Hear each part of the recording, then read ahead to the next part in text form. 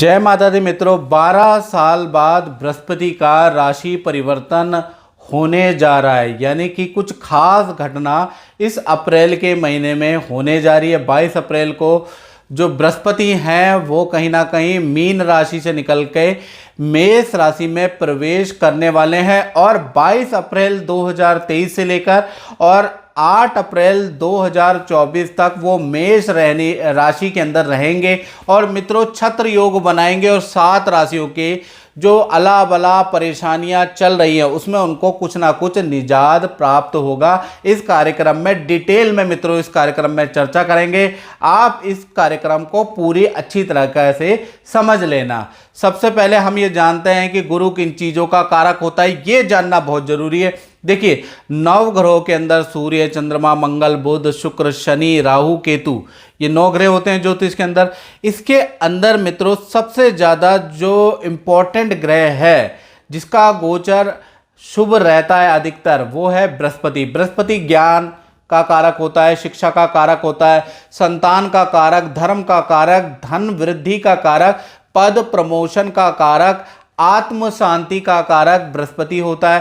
साथ ही साथ विवाह का मुख्य कारक होता है। यानी बृहस्पति की महादशा, बृहस्पति के गोचर में प्रेम विवाह या प्रेम में विवाह में सफलता, विवाह में अड़चने समाप्त हो जाती है। इसलिए ही तो गुरु को कहा गया है गुरुर ब्रह्मा गुरुर विष्णु गुरुदेवो महेश्वरा गुरु साक्षात पर ब्रह्मा तस्मै श्री गुरुवे नमः। यानी गुरु ही सब कुछ है, गुरु ही ब्रह्म है, गुरु ही विष्णु है, गुरु ही शिव है। गुरु इस जो भौतिक रूपी जो पर ब्रह्म है, जो माया है, जो मोह है, उनसे निवृत्ति दिलाने वाला और आपकी मनोकामना को पूर्ण करने वाला बृहस्पति होता है। चाहे गुरु स्वरूप जिस गुरु को आप मानते हैं या उसको मान लीजिए, और बृहस्पति भी गुरु है। अब गुरु का जो गोचर है क्यों खास है ये समझ लेना बहुत जरूरी है। गुरु अगर देखा जाए तो कुंडली के अंदर क्या क्या चीजें करने वाला है, गुरु कुंडली में अच्छा होता है या गुरु का गोचर क्या क्या देता है, इसके बारे में चर्चा करते हैं। यदि गुरु अच्छा होता है तो व्यक्ति निर्धन से भी राजा बन जाता है। यानी कि गुरु ज्ञान का, शिक्षा का कारक होता है और धन का कारक होता है। अगर कुंडली में केंद्र त्रिकोण के अंदर बृहस्पति बैठे हैं या बृहस्पति अपनी राशि में बैठे तो वो व्यक्ति यकीनन आगे चल के करोड़पति जरूर रहेगा। करोड़पति बनो, करोड़पति बनो से जो आप यूट्यूब में देखते हैं ना मित्रों कि करोड़पति बन जाओगे, उससे करोड़पति बने ना बने, लेकिन बृहस्पति 100% आपको करोड़पति जरूर बनाएगा। साथ ही साथ देखा जाए तो अगर आपका गुरु कुंडली के अनुसार या हाथ के अंदर ये जो पर्वत होता है ना, ये अगर आपका उठा हुआ है, याद रखिएगा, तो कहीं ना कहीं ऐसे व्यक्ति की उच्च पद शिक्षा होती है। ऐसा व्यक्ति विदेश की यात्राएं करता है, तीर्थ यात्राएं करता है। ऐसा व्यक्ति धार्मिक होता है और अच्छी संतान ऐसे व्यक्ति की होती है जो आगे चल के अच्छा पढ़ती लिखती है। प्लस गुरु अगर आपका उठा हुआ है तो आपको अच्छा धन मिलेगा, याद रखिएगा। साथ ही साथ जैसा मैंने बताया कि गुरु अगर आपकी कुंडली में या हाथ के अंदर उठा हुआ है, ये देखिएगा गुरु हाथ के अंदर, ये मर्दों का जो पुरुष है उनका राइट हैंड और स्त्रियों का लेफ्ट हैंड, अगर गुरु आपका उठा हुआ है स्त्रियों को, तो आपको संतान की अच्छी शिक्षा होगी, संतान की आप अच्छी परवरिश करेंगे, संतान आपका मान सम्मान करेगी। यदि गुरु डाउन है तो शिक्षा तो आप करेंगे लेकिन संतान आपकी मान सम्मान नहीं करेगी, संतान आपसे हमेशा दूर रहेगी, याद रखिएगा। गुरु अगर आपके हाथ के अंदर, दोनों स्त्री और पुरुष ध्यान से सुन ले, अगर आपके हाथ के अंदर गुरु अच्छा है तो आत्म शांति, आत्मिक सुख देता है। यानी कि बहुत बार धन अच्छा होने के बावजूद भी और बहुत बार आर्थिक स्थिति अच्छा होने के बावजूद भी आदमी को डिप्रेशन हो जाता है, मानसिक तनाव हो जाता है, सर में दर्द की प्रॉब्लम, या फिर आत्म शांति नहीं हो पाती है, दूसरे से ईर्ष्या हो जाती है, या दूसरे व्यक्ति आपको कम आंकते हैं, अपने ही आपको लगातार धोखा दे रहे हैं। यानी मन की बात किसी को भी आपने शेयर की, उसने आपका फायदा उठाया, धन के मामले में आपके साथ धोखाधड़ी हुई, तो कहीं ना कहीं आपका गुरु कमजोर है और 100% आपका गुरु कमजोर है। इस वजह से क्या हो गया, आत्म सुख की प्राप्ति नहीं हुई। आध्यात्म सुख और संतुष्टि का कारक भी बृहस्पति होता है। यानी कि अगर आपका बृहस्पति अच्छा है तो आपको आध्यात्मिक सुख, ईश्वर दर्शन, गुरु के अच्छे गुरु के दर्शन आपको जरूर मिलेंगे। अगर आपका गुरु खराब है तो आप जान सकते हैं। इसी प्रकार से देखा जाए कुंडली के अनुसार या हाथ के अंदर अगर बृहस्पति आपका अच्छा है, स्त्री का पुरुष का, तो कहीं ना कहीं आपके अंदर के 1,00,000 दोषों को दूर करने की क्षमता बृहस्पति में होती है।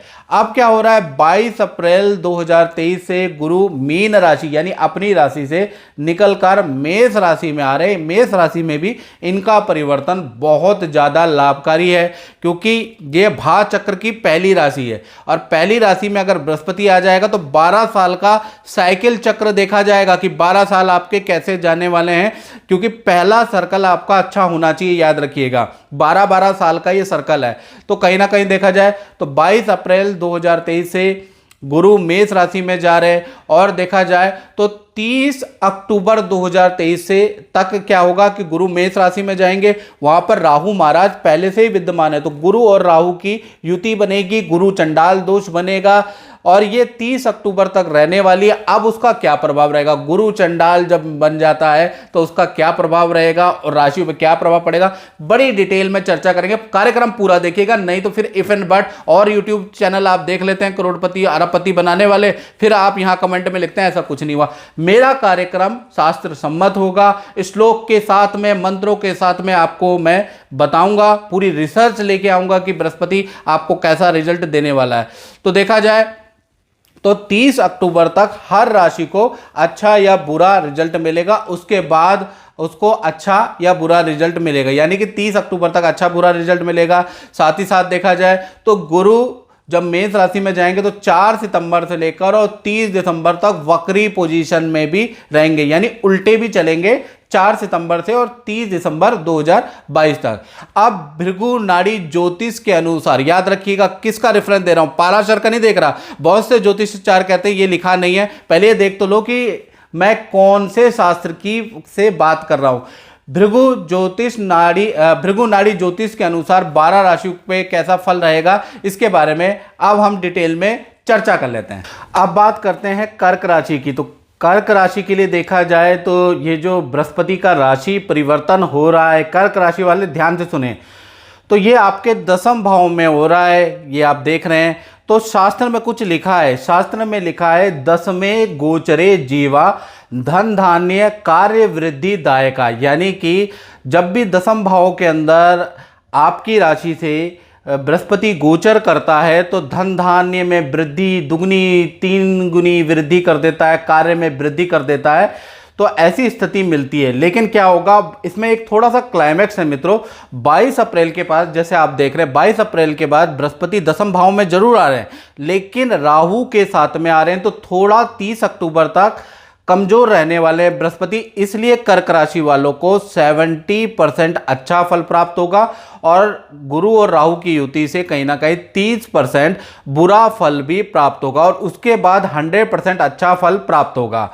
यानी कि देखा जाए तो गुरु और राहु एक साथ होने से कार्यों में सफलता मिलने के योग बनते हैं, पर आपको संघर्ष ज़्यादा करना पड़ेगा। कुछ लोगों की पद में वृद्धि होगी लेकिन उनको प्रेशर का सामना करना पड़ेगा, कुछ लोगों को नई नौकरी के ऑफर मिलेंगे या नौकरी में परिवर्तन होगा, लेकिन कुछ ना कुछ समस्या का सामना आपको 30 अक्टूबर तक करना पड़ेगा। 30 अक्टूबर यदि आप झेल गए, उसके बाद तो वर्गोत्तम बहुत ही अच्छा आपको रिजल्ट मिल के आएगा नौकरी में या काम में।